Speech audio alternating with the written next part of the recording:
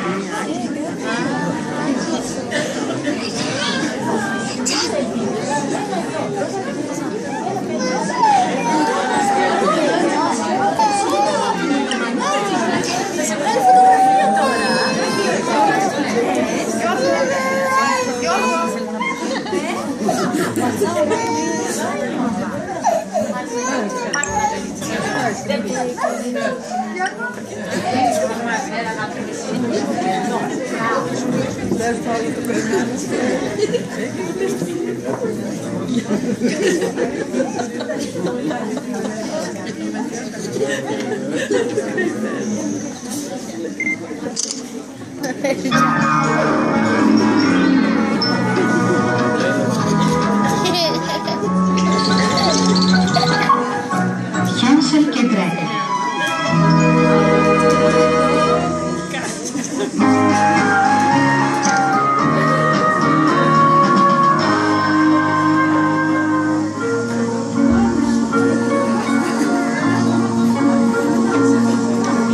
Η ιστορία άρχισε στη Γερμανία πριν πολύ καιρό. Εκεί ζούσε ένας φτωχός ξυλοκόπος μέσα στο δάσος. Είχε 2 παιδιά.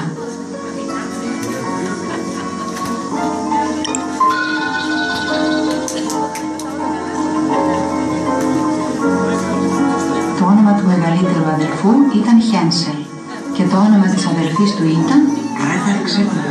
Η καινούργια μας μητέρα λέει κάτι φοβερό. Πραγματικά η ιστορία ήταν φοβερή. Ο πατέρας που ήταν ντροπαλός και φτωχός τελικά υπέκυψε στα λόγια της μητριάς. Αύριο θα πάμε στο δάσος και θα αφήσουμε τον Χένσελ και την Γκρέτελ με τη δικαιολογία ότι πάμε να κόψουμε ένα δέντρο μακριά. Θεέ και Κύριε, πώς θα γλίτωναν ο Χένσελ και η Γκρέτελ την επόμενη μέρα?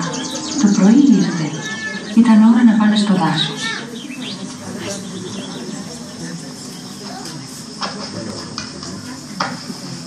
Χένσελ, τι κάνεις εκεί πέρα? Έλα εδώ γρήγορα.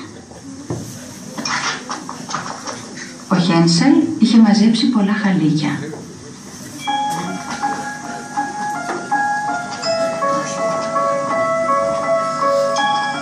Ο Χένσελ έριχνε χαλικάκια καθώς προχωρούσαν.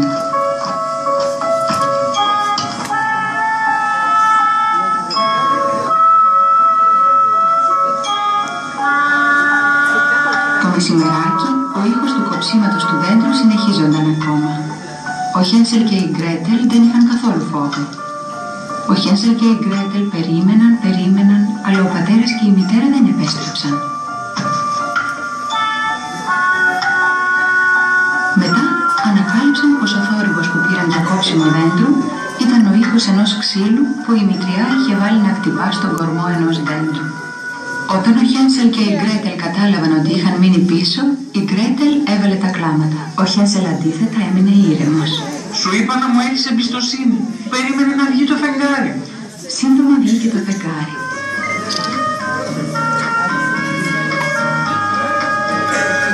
Ανάμεσα στις σκιές των δέντρων και των φορταριών, εδώ και εκεί, γυάλιζαν τα χαλίκια που είχε πετάξει ο Χένσελ.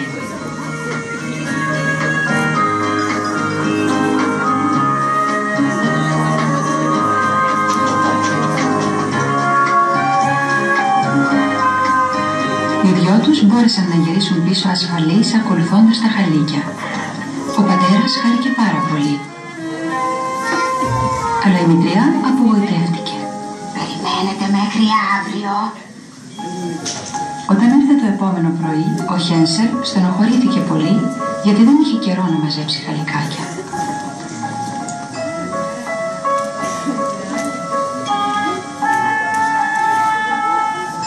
Ο Χένσελ δεν είχε άλλο τρόπο να βάλει σημάδια, παρά μόνο το ψωμί που είχε πάρει για φαΐ και το πετούσε κομματάκι καθώς βάδιζαν προς το δάσος. Οι δυο τους, έχοντας μείνει πίσω και πάλι εκείνη την ημέρα, προσπάθησαν να βρουν τα ψίχουλα που ήταν οι οδηγοί τους. Τι είχε συμβεί όμως? Δεν υπήρχαν ψίχουλα στον δρόμο. Κατάλαβα. Τα φάγανε τα πουλιά. Τότε δεν μπορούμε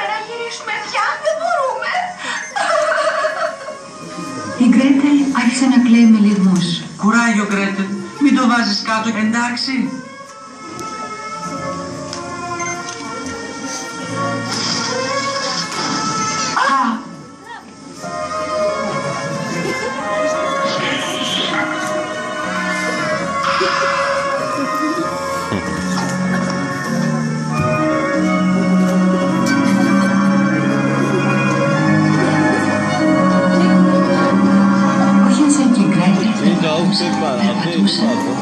Όταν ξαφνικά εμφανίστηκε μπροστά τους ένα παράξενο σπίτι.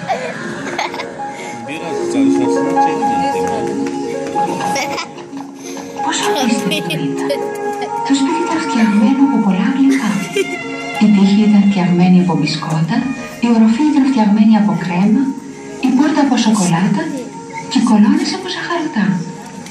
Η πηγή έβγαζε χυμό και οι δυο μαζί, όπως ήταν ξελιγωμένοι, άρχισαν να δαγκώνουν με μανία.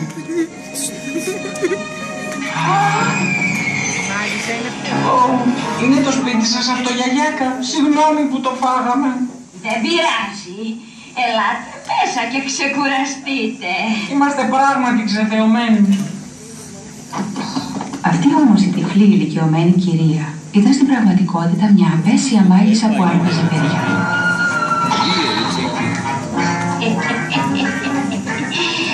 Αυτά τα παιδιά φαίνονται ωραία, αλλά θα πρέπει να περιμένω μέχρι να τα παχύνω λίγο. Ο καημένος ο Χένσελ κλείστηκε στο κελάρι. Η Γκρέτελ, κλαίγοντας, άρχισε να δουλεύει σκληρά σαν υπηρέτρια. Σταμάτα τους λιγμούς και φέρε νερό γρήγορα.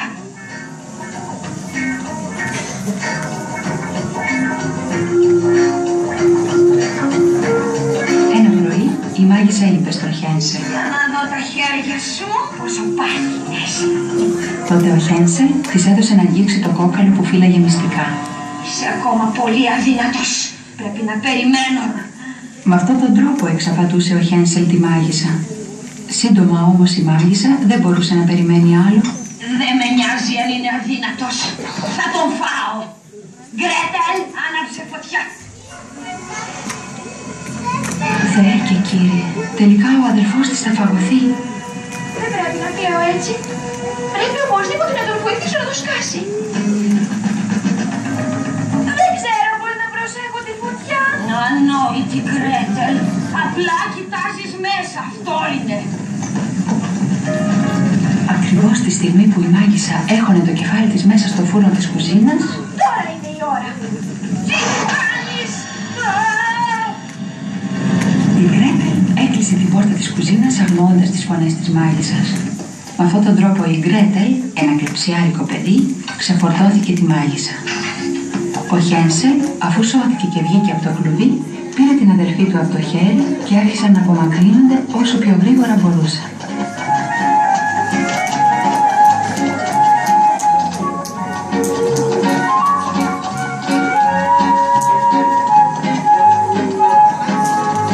Όταν έφτασαν στο ποτάμι, ο κύκνος τους πλησίασε και τους πέρασε απέναντι σαν να ήταν φεριμπότ.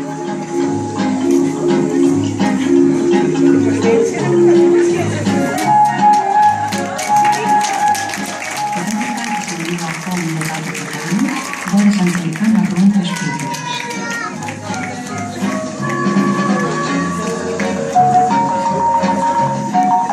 Πατέρα! Ο πατέρας καλωσόρισε τα δυο παιδιά που γύρισαν τελικά σπίτι. Πώς μπόρεσα και σας άφησα πίσω τότε. Έκανα λάθος. Συγχωρήστε με. Ο πατέρας, που είχε μετανιώσει για ό,τι είχε κάνει, έδιωξε την κακιά μητριά. Έτσι λοιπόν, ο Χένσελ και η Γκρέτελ έμειναν με τον πατέρα τους και δεν ξαναβρέθηκαν ποτέ πια στο σπίτι με τα ζαχαρωτά.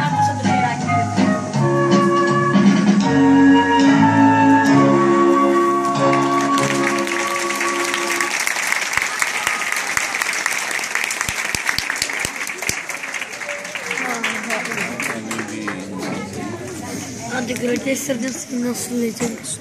Бог на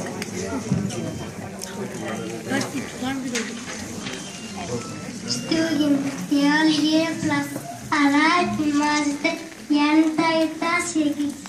Θελήθηκα Πλάνουν τα χέρια, έρχονται Χριστούγεννα, δώστε όλοι τα χέρια. Φτάσαν οι γιορτές του σχολείου, οι διακοπές και όλα τα παιδάκια έχουμε χαρά. Ήρθαν τα Χριστούγεννα και η Πρωτοχρονιά.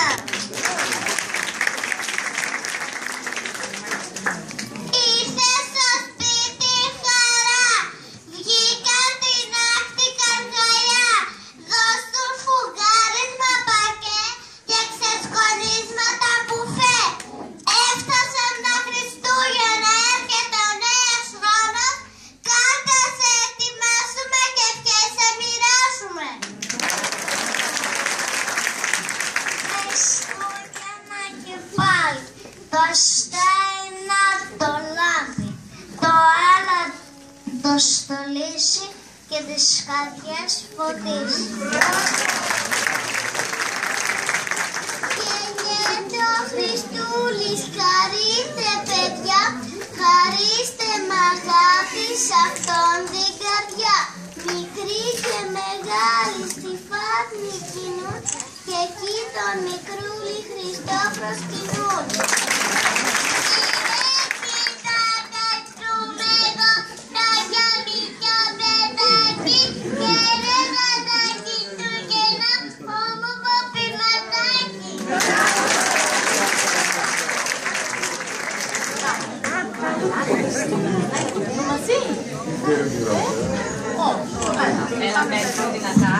Χριστούγεννα σε όλο!